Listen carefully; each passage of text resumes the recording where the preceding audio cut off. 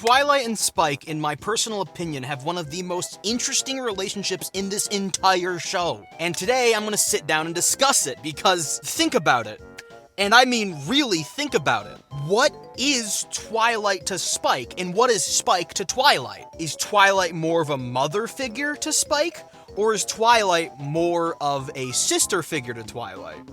Now I know you, viewer, have your own ideas of what Twilight is, but trust me, wait until I show you what I have to show you, and then you can make your decision, alright? And yes, before you say anything, I'm back in the Cadillac, and I'm back in the exact same church parking lot. I only pull out the Cadillac when I have no other options to record, and this is one of those examples. Anyways, roll the intro. Now let's just take an absolutely cursory glance at these two characters. Let's zoom all the way out and slowly go through their history. Twilight Sparkle is a unicorn who was born to both Nightlight and Twilight Velvet. Her only sibling is Shining Armor, who would later go on to become the captain of the Royal Guard and then marry Princess Cadance and become a prince, but that's besides the point. Twilight Sparkle wanted to get into Celestia's school for gifted magic horn users, ponies, creature things, okay? And in order to do this, every unicorn has to pass an entrance exam. Either a part of this exam or the entire exam is attempting to hatch a dragon egg. And this has to be one of my most favorite fandom theories in the world because it just makes so much sense to me. But there's a theory that for this entrance exam, the dragon egg was never meant to be hatched. This egg is either old or unfertilized or something, and you were never, ever meant to actually hatch the dragon egg. So, if you're never supposed to hatch a dragon egg, and they tell you to hatch it, what the hell's the point in the exam, right? How would anybody be expected to pass this entrance exam and get in the school if they weren't actually expected to hatch this egg, and it was actually impossible to hatch this egg? Well, this is the really cool idea. It's not about whether you could hatch the egg, it's about how you approach a seemingly impossible task. There's an airplane above me, do you hear that? I mean, really think about it. Celestia's school is a school meant for teaching unicorns. It would kind of be messed up if the entrance exam was meant to showcase that you were already magically talented in the first place, right? Now, I would understand it if it was some prestigious college or something like that. You have to prove if you're smart enough or talented enough to get into this college, but this is like an elementary school. These ponies are elementary students, right? So we kind of messed up to just turn everybody away. So what I mean by this is, even if you're not magically talented, which, newsflash, before the Sonic Rainbow, Twilight wasn't very magically talented, she would still be able to get into school depending on how you would approach this seemingly impossible task. For instance, Sunburst was a student at Celestia's School of Magic, and he is quite explicitly stated in the show to be really bad at magic. Or maybe not really bad, but not a talented spellcaster. But yet he still got into Celestia's school. Nobody was actually expected to hatch the dragon egg. The test was how you would react to a seemingly impossible task.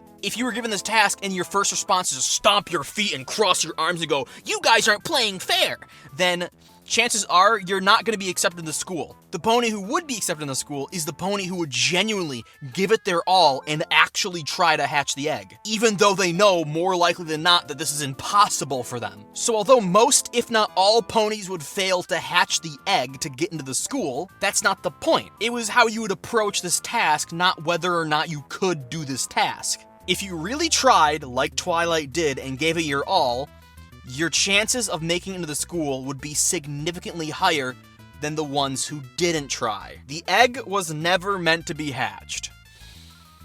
So what does a school do when someone does hatch the egg? Well,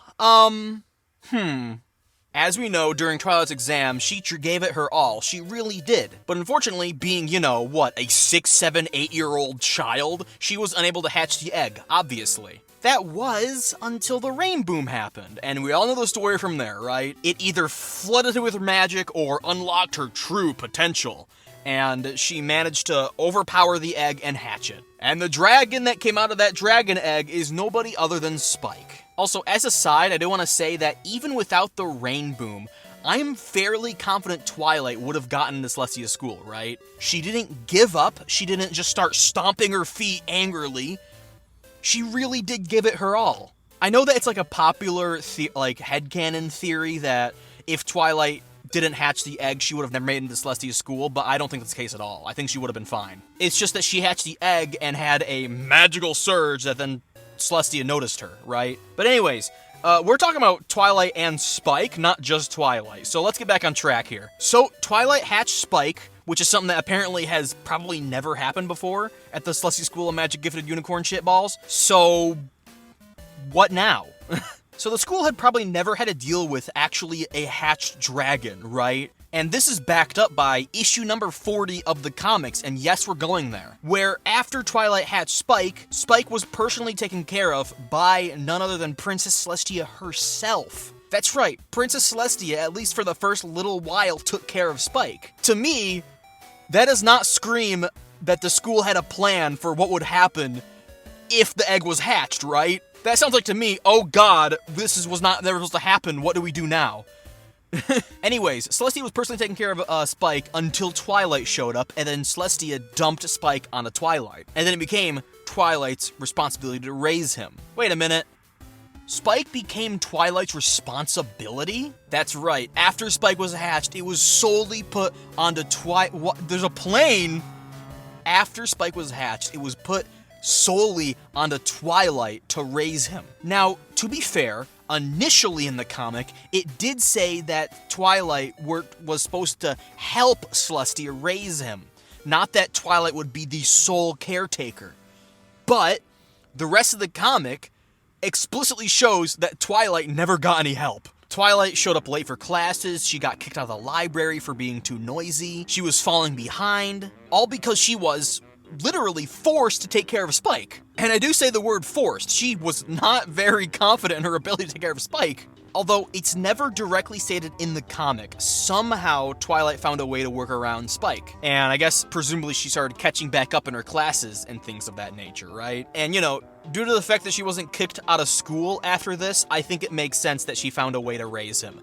And by the way, I'm saying raise very deliberately. Twilight raised Spike. I'm not saying that Twilight never got help ever, and once again, the comic does say that Twilight helped raise Spike, not that she was the sole caretaker, but the comic plays out in the way that makes you really think that Twilight's on her own, and it's never been resolved. It's not like Twilight Velvet and Nightlight go, don't worry, Twilight, we'll help take care of him as well. No, that never happened. It was just Twilight. Honestly, none of the adults seem to really care in this scenario. Now, before we get to the show, I do want to say, if you're not entirely convinced that Twilight is more of a parental figure to Spike just yet, wait until we get to the episode Father Knows Beast.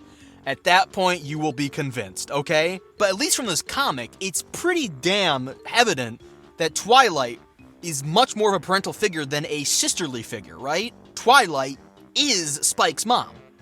And then we get to the show. In Friendship is Magic, Twilight and Spike's relationship is very, very different. Very different. Although we just saw Twilight being basically the sole caretaker of Spike, the show seems to paint a very different picture. No, Twilight isn't Spike's mom. Twilight is Spike's sister. And that sister can be borderline abusive to him sometimes. Look at the early seasons of FIM. More often than not, Spike is literally the punching bag for jokes. Whether it's throwing a door open on his face, or laughing at him, or whatever. All you need to know is that Spike gets abused a lot in the show. Okay, well, hold on. Let's take a step back and let's look at this more logically, because we didn't really cover their ages, right? Spike was hatched when Twilight entered some kind of allegedly very prestigious elementary school, right? The average age for a human to enter elementary school, if we ignore kindergarten because, I don't know, is around 6 to 7 years old. If you do include kindergarten, maybe it's even 5. But let's be super, super generous and say Twilight here is around the same age of the CMC, which would be like, what, 8 years old, I guess? Once again, that's being super generous, okay? And let's say that in the beginning of FIM, Twilight is just old enough to be like, what, a college student? Which paints her anywhere from 19 all the way up to freaking 26. But once again, this is just me spitballing. This is not canon. I'm not trying to make a point here. I'm just trying to put this in perspective. So that means that when season 1 rolls around, Spike is anywhere from 18 years old all the way down to 11. And judging about how Twilight kind of acts in the early seasons, I would bet that she is much younger than 26. I bet she is much more towards a 19-year-old on that spectrum. Which would also mean that Spike is much younger. And later in FIM, Spike goes through the dragon equivalent of what? Puberty. Which backs up the idea that, especially in Season 1, Spike is very young. Once again, none of this is canon. I want to point this out. That's not canon at all. All we know that is canon is that Twilight and Spike are characterized to be younger. Spike even more so. Often being compared to a little brother, which is young. I'm not sure if you know that. That's young. So what? Is Spike literally nothing but a little ass assistant to Twilight? Well, no. Although in the early seasons there's a lot of abusing going around, it doesn't take us very long to see that Twilight does actually care for Spike. For instance, in Dragon Quest, Twilight ventures into a place that is extremely hazardous to ponies just to make sure that Spike is going to be okay. In Owl's Well That Ends Well, Twilight gets after Spike, and Spike, believing that he's going to be replaced, runs away. But Twilight still puts her skin on the line in order to make sure that Spike is okay. Both of the examples show that Twilight does care for Spike, although she does abuse Spike a lot, like, for instance, leaving him to drown and get hypothermia. Twilight isn't heartless. So, now we're going to get to 2 episodes that I believe showcase both ends of the spectrum. One end of the spectrum being Twilight is just a sister to Spike and there's nothing going on, versus the other episode, which showcases that Twilight is a mother figure. And we're going to actually start with the episode that's actually later in the timeline, and that is going to be Season 9's episode Sparkle 7, because it has some extremely interesting dialogue between Spike and Fluttershy. You don't need a recap of the entire episode. All you need to know is that Twilight and Shining have a sort of sibling rivalry. But Spike feels like he's been left out because, and by his own words, he doesn't really feel like that he's a sibling to them. He feels like he's just a third wheel most of the time, right? Listen to what he has to say here. I was always excited to be a part of Twilight's and Shining Armor's rivalry, like I was their little brother. But they never really thought of me that way. This seems to imply, or at least what he directly just said, that although Spike wants to be the little brother, Twilight and Shining Armor never saw him that way. And with Twilight's track record of straight up abusing Spike, this seems to hold up pretty damn well, doesn't it? By the end of the episode, it's all resolved because they quite firmly plant that Spike is Twilight's sibling. They literally give him the crown for the sibling rivalry thing. I mean, they literally say this. The true sibling supreme. The little brother we've always had. So there, by their own words, Twilight is Spike's Twilight is Spike's older sibling. But sometimes the thing that's more important isn't the words that are spoken. The things that are more important is the words that shouldn't have been spoken in a moment of, I don't know, anger. And that is very well showcased by this next episode, which is actually an older episode, Season 8's Dragon Dropped. Please be Season 8. I think it was Season 8's. A dragon was... Did I say dragon dropped? I meant to say Father Knows Beast. I don't know why I said because I made a dragon drop pun in the script. Anyway, a dragon drops, get it, into Ponyville and claims to be Spike's father. Once again, we're not here to recap the entire episode. Just long story short, this dragon is not actually Spike's father. At one point in the episode, Twilight approaches Spike and she's concerned that this new dragon, Spike's father, is using Spike, which he is. But then we get some genuinely, insanely interesting dialogue, which seems to really back up the idea that Spike and Twilight are more mother and son than sister and brother. Here's the first line I want to analyze. You never acted like that.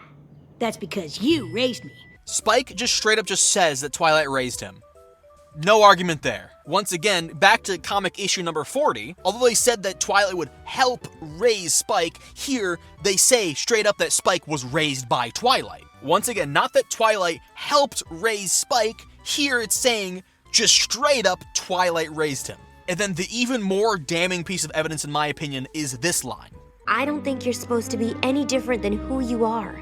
Maybe you just don't like that I have a real parent now. A real parent, huh? What an interesting thing to say, Spike. What an interesting thing to say for somebody who 1 season later is made officially the little brother. This is by omission Spike admitting to Twilight that Spike sees Twilight as a parent and not a sister. This is what that line is. Anyways, there are obviously more examples of this, right? I don't want to sit here and say that this is all the examples of their sibling rivalry or them being mother and son or whatever.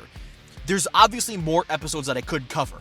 But for now, these are the two extreme points of the view, and this is, in my opinion, probably the most damning piece of evidence for either side. So, to recap, Twilight hatched Spike, Twilight was assigned to raise Spike, Twilight seemingly mistreats Spike throughout the entirety of FIM, Spike admits via a mission that Twilight is more of a parent to him, finally, Spike is donned the official little brother. So, now you have the evidence, you can make up your own mind on what you think Twilight and Spike are. Canonically, it seems like they more or less are little brother and sister. However, if we rerun the timeline, Twilight hatched Spike. And it was up to Twilight to raise Spike. Although they say they are little brother and older sister, to me that seems more like mother and son to me.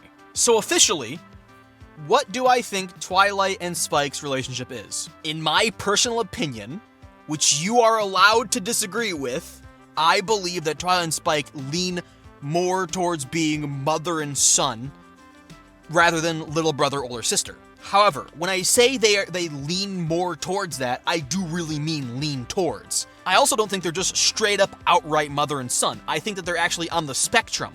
So over here is siblings, over here is mother and son. They're somewhere in between. Self-admittedly, Twilight says that Spike is a little brother to her, but Twilight hatched and raised Spike through her entire life with seemingly very little help.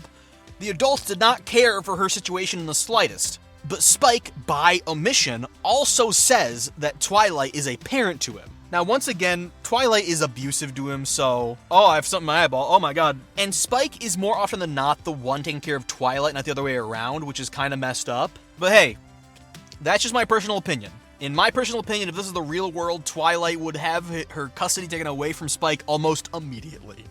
However, that is my personal opinion, and you're allowed to disagree. Also, I want to rephrase once again that I know there are more Twilight and Spike moments in the show. I'm just covering these ones, okay? I don't need you to send me like a giant master list of every time Twilight and Spike have ever interacted the entire show, okay? I'm just saying these are the ones that I'm covering, and these ones, in my opinion, are some of the biggest moments, okay? Anyways, that's it. Since the last time you've seen the Cadillac, I've actually done some work to it, kind of. I tried to sell it like twice, and I failed both times. I blew a brake line, which I fixed with a Band-Aid. We were momentarily considering swapping an LS engine into this thing, but unfortunately the bell housing for the transmission is a different size, so we're not going to be doing that anymore. But I think I am pretty steadfast on the idea that this Cadillac will be my forever car. I don't think I'm ever going to get rid of this unless I crash it or something. And that also means that I gotta fix this engine. I can't put in a new engine, I gotta fix this one, which is gonna really suck. And then because I fixed the brake line, I gotta go through and replace all the brake lines with brand new stuff before winter comes because they're really rusty. And I'm scared that one more winter they're gonna all pop.